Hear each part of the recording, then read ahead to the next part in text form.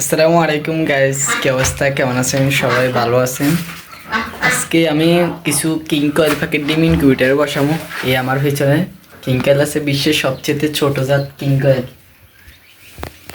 প্রথমে কাজ হচ্ছে আমাদের ডিমগুলোকে সংগ্রহ করা।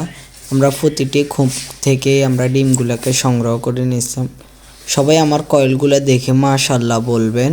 আজকে কিছু নতুন উদ্যোক্তা আসছে আমার থেকে কয়েল প্যাকেট ডিম কেনার জন্য। ওরা কিং কয়েল প্যাকেট ডিম নিবে আমার থেকে বলছে। আমি 35 টাকা করে আমি ফিজ রাখছি ডিমের।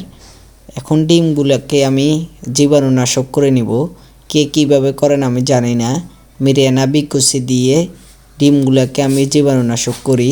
ডিমগুলোকে সবগুলো মুছে ফেলে তারপরে আমি ডিমগুলোকে একটা মার্কার দিয়ে চিহ্ন দিই ডিমগুলোকে।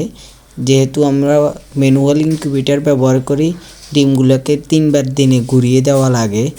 এখন ডিমগুলোকে মেশিনে দিয়ে দিব। আপনারা দেখেন প্রায় আমার এখানে 50টি ডিমের মতো আমি মেশিনে দিব।